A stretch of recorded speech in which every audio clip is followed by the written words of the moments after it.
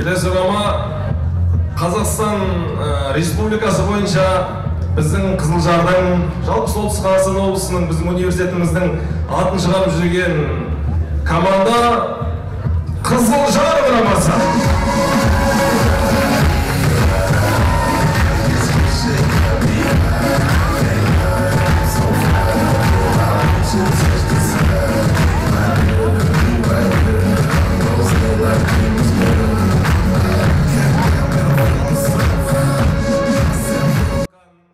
Бұл Манаш Қозыбаев атындағы Солтүстік Қазақстан университетінің қабырғасында өткен Солтүстік Қызылжар лигасының финалдық ойыны. Жайдарманның маусымашар кезеңі сәуір айында басталған. Алғашында 10 команда қатысқан, ал финалға ең үздік деген небәрі 4 команда жетті. Оның ішінде Жаймен, Мәңгілер, Ұлттық ұлан академиясы мен Қызылжар құрама командасы бар.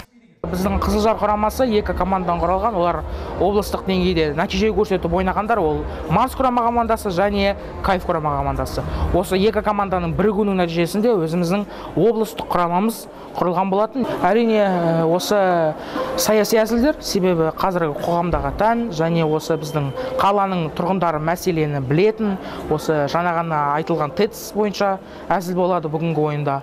Сондықтан да көбінесе бұл әлеуметтік және саяси сұрақтар, көбінесе біздің қала тұрғындарымызды мазалайтын сұрақтар бойынша әзіл көрсету бұл ең маңызды, себебі біздің Жайдарманның төрағасы Есенелеген айтқандай, Жайдарман бұл қазіргі жастардың не көріп, не естіп жатқандарын нәтижесіндегі ойнайтын ысқақ әзіл алаңы. Жарты жылдықта 6 ойын өткізілген, нәтижесінде 1-2, 1-3 форматымен командалар финалға жолдама алды. Қызылорда облысының тумасы Байжан Әбдиев Қызылжар құрама командасының ойыншысы, Манаш Қозыбаев атындағы Солтүстік Қазақстан университетінің 4-ші курс студенті. КВН ойындарына 4 жастан бастап қатысады. Университет табалдырығын аттағаннан кейін Жайдарман ойнауды жалғастырған. Жалпы осы университетке түскеннен бастап, 2-ші курсымнан бастап Жайдарман ойындарына қатысам, осы КВН ойындарына. Енді әр нәрсенің бір өзінің несі болады ғой, қорытындысы болады. Сол бүгін жыл қорытындысы болады. Осы 2024 жылдың Қызылжар лигасының финалы бара деп ұтып шыққан 4 команда бүгін бақ сынасатын болады. Барлық командаларға өзім сәттілік тілеймін. Барлық командалар өзімнің бауырларым, бәрі өзімнің достарым.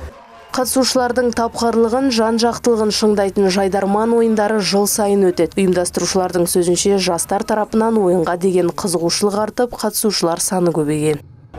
Осы жылда бізде маусым басында 10 команда бастаған болатын. Қазір финалдық ойындарға арасынан ең мықты деген 4 команда финалдық бәсекеге өткен болатын. Командар тыңғылықты дайындалған, жақсы тақырыптарды қозғады. Барынша енді біздің көрермендерімізді күлдіртуге тырысқан болатын. Негізі біздің осы Жайдарман ойындарында әртүрлі тақырыптарды қозғауға тырысамыз. Студенттік болсын, саяси болсын, барлық жағынан қамтимыз. Ойын қорытындысы бойынша Қызылжар құрама командасы чемпион атанды, ал Ұлттық ұлан академиясы 2-ші орын, Жаймен 3-ші орын және Мәңгілер 4-ші орынды иеленді. Чемпион команда ақпан айында республикалық Жайдарман ойындарының маусымашарында бірден жоғары лигаға өтуге мүмкіндік беретін Чемпиондар лигасына қатысады. Айта кетейік, Первый Северный телеарнасы Солтүстік Қызылжар лигасының финалдық ойындарының ақпараттық демеушісі болды. Ақнұр Қайырбек, Қазбек Арықбаев, Первый Северный телеарнасы.